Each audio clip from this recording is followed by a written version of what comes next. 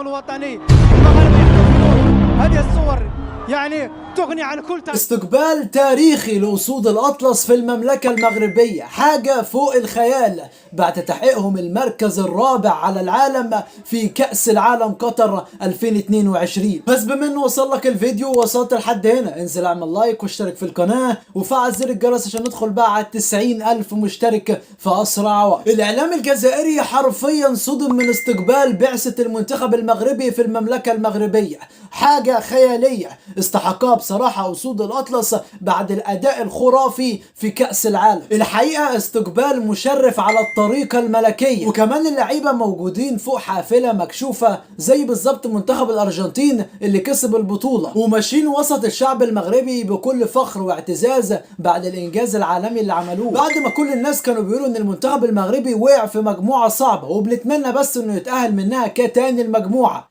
لا، الحقيقة المنتخب المغربي تصدر مجموعته في دور المجموعات وقدر ان هو يتخطى دور ال16 ودور ال8 ويوصل لنصف نهائي كأس العالم في انجاز لم يحدث عربيا ولا افريقيا. والاجمل ان الملك محمد السادس ما حبش ان هو يعدي الانجاز ده كده، لا، قرر ان هو يعمل لهم استقبال حافل وجميل جدا يليق بيهم. كمان لو هنتكلم على جلالة الملك محمد السادس فهو كان صاحب فكرة عظيمة جدا، وهو اصطحاب الامهات في بعثتهم اللي كانت متجهة لقطر، فبالتالي البركة حلت على اللاعبين وعلى المنتخب ككل، وكانوا بيقدروا يأدوا بأداء عالمي كل الناس أشادت بيهم. المنتخب المغربي بقيادة المحنك وليد الركراكي بيستعدوا الآن وبيجهزوا نفسهم لبطولة كأس الأمم الأفريقية القادمة، وهي ديت هتكون الهدف الرئيسي للمنتخب المغربي، عشان الحقيقة مجموعة اللاعبين اللي بيمتلكها حاليا المنتخب المغربي والجودة العالية جدا اللي بيمتلكها هؤلاء اللاعبين لازم تتوج ببطولة، وكل تأكيد مفيش أحسن من بطولة كأس الأمم الأفريقية، البطولة الأكبر والأعظم في قارة أفريقيا. كل التوفيق بإذن الله للمنتخب المغربي في الاستحقاقات القادمة، شرفتونا ورفعتوا راسنا كعرب وأفارقة في المونديال.